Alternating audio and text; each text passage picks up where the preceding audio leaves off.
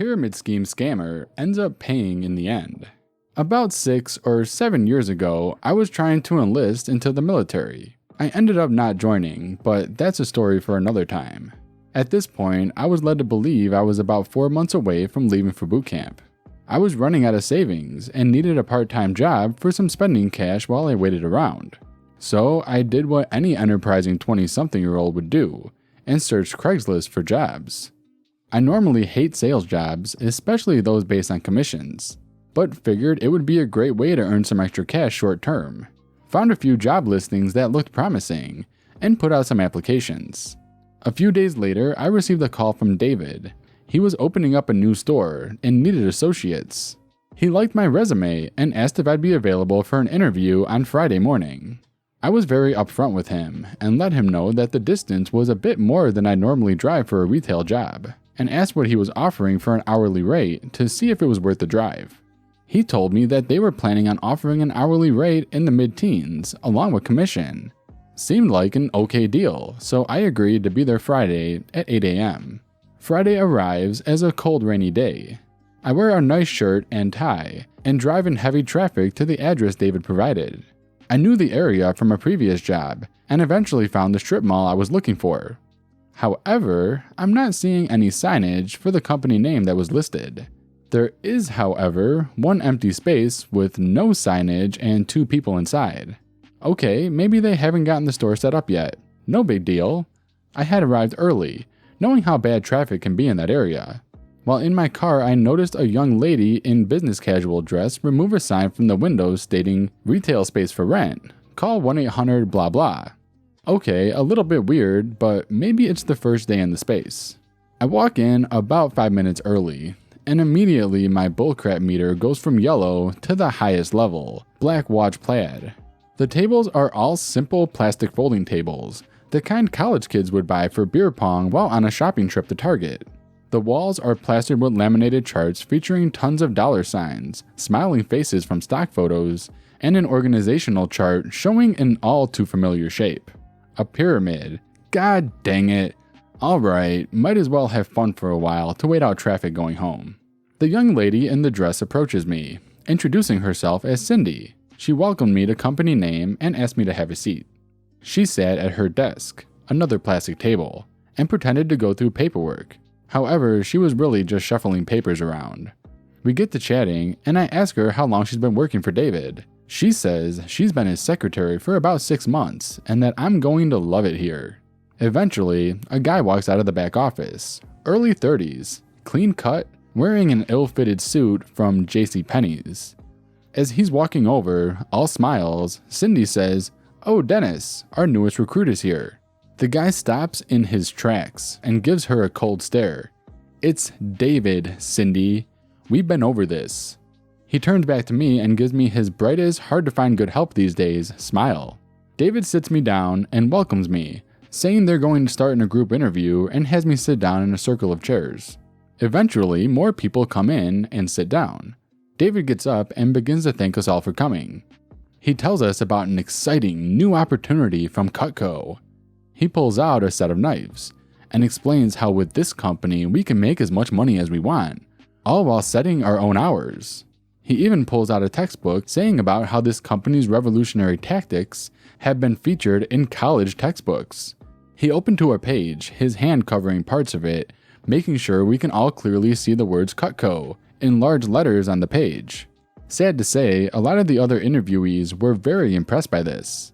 One pregnant girl seemed very excited that she could work around her pregnancy and upcoming birth. Dave was going on and on about how much money he's made and how hard workers will rise to the top quickly. At this point, David said he needed to take a quick phone call and gave us 5 minutes to have some coffee, chit-chat, whatever. As he stepped away, he left his college textbook behind. Oops. So I picked it up, found the earmarked page, and read. As I thought, it was all about pyramid schemes, and it had Cutco as one of the largest examples. It goes on to talk about how these are essentially scams, not economically viable, etc., etc. So I decided to share this all with the group. I explained how pyramid schemes work and how he's just scamming us. They seemed incredulous, so I said when David gets back to ask him about what we needed to pay to get started. That finally got everyone to realize what was going on. David walks in a few minutes later, and one of the girls in the group asked David what we needed to get started. Well, all you need is your first set of knives to demonstrate. You can sell that one directly or have them order one and keep that as your demo kit. Doesn't matter, you just have to pay the startup fees for it. And that's when all hell broke loose. One kid started to get up and tell him to go F himself, saying he's wasting our time and he's an a-hole for trying to pull this stunt. The pregnant girl is crying because she thought she found a place that would allow her to work despite being pregnant. David is clearly confused and flustered, and asking who told them all this. When it becomes apparent I'm the wrench in the machine, David gets upset and starts telling me to leave. People are yelling at David, David is yelling at me, Cindy is trying to tell everyone she's never met David before today and didn't know what this bullcrap was. Eventually, we all walk out, leaving David behind. As I'm walking to the door, I see leaning against the wall the sign that was in the window before, retail space for rent, call 1-800 blah blah.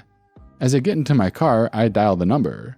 Eventually, I get through to a person and ask about the property for rent at the location of David's company. The nice lady on the phone apologized, saying they had just leased that property out. I asked if she knew how long the lease was for, as I was really interested in the property.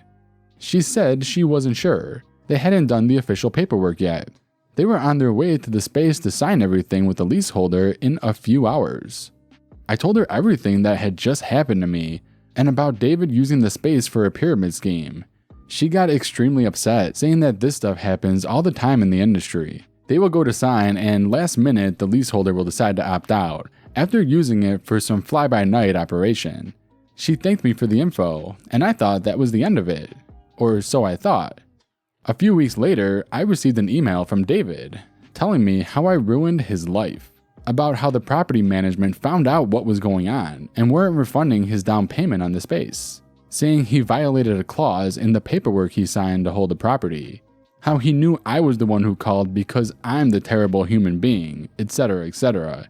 Now he was out thousands for the space and supplies, how he only wanted to give us jobs and help us.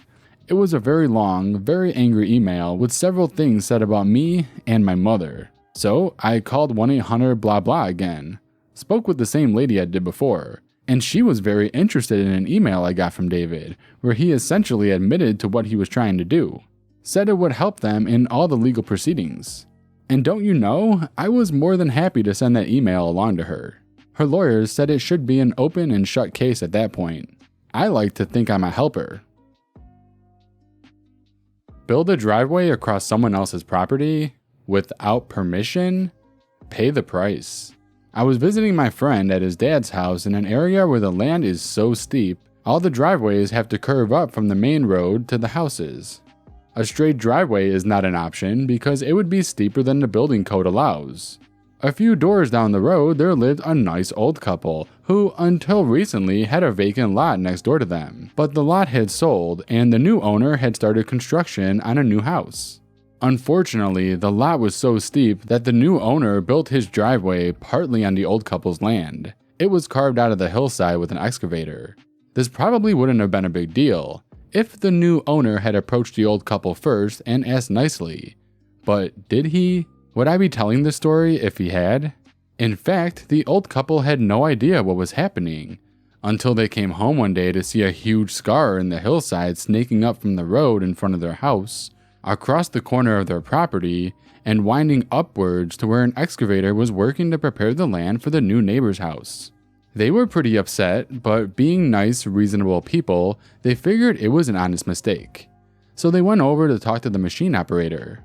He didn't know anything useful, but he was happy to give them the phone number of the new property owner.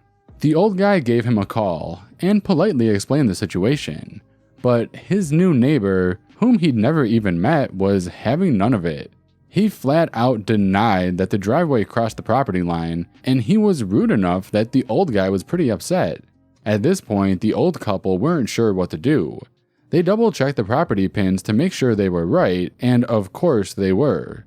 But after further conversations with the new owner, it was clear he was an unreasonable guy who wasn't going to come to the negotiating table willingly. The old couple didn't want to take legal action because it would have been expensive, and frankly, the damage to their yard was already done. At the same time, they couldn't just let someone walk all over them like that, especially if they were going to be living next door for the foreseeable future. So the situation stewed for a while as construction continued on the new house.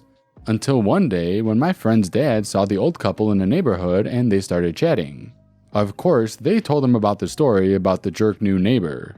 Now, my friend's dad really likes the old couple who don't have a mean bone in their bodies, so he was pretty pissed about the situation, and when he went home, he couldn't get it out of his head.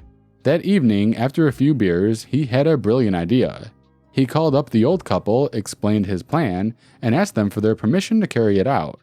They chuckled and gave him the go-ahead, so he hopped into the rusty old full-size pickup he kept as a second vehicle and drove it over to the old couple's place where he parked it across the encroaching driveway, making sure it was entirely on their property. The next morning, the work crew arrived bright and early to find that they couldn't drive to the house they were building because some jerkwad had parked their crappy old F-150 across the driveway. They saw the note in the window with my friend's dad's phone number on it, so they called him to ask what the hell.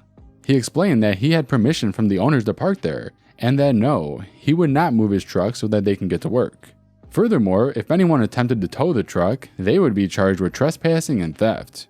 There was no way the construction guys were going to haul all their tools up the hill by hand, and they didn't want to get in the middle of a legal battle. So they just called the new owner to let him know that they'd be taking the day off, and that they'd continue to take days off until the property boundary dispute was resolved. The new owner called the old couple in a fury, but the old couple told them the same thing my friend's dad told the construction workers. Basically, the vehicle was parked on their own property, so if he had a problem with that, he could go screw himself. To make an already long story shorter, the new neighbor ranted a while, but eventually he wanted his house to be built. So the nice old couple ended up with a significant amount of money in exchange for an easement allowing the driveway to pass across the corner of their property. And my dad's friend got several thank you cases of beers and the satisfaction that comes from putting a jerkwad in his place. Hey, you made it to the end. If you enjoyed this video, give it a thumbs up as it helps me out big time. Also, if you're new here, subscribe for daily videos. See you in the next one.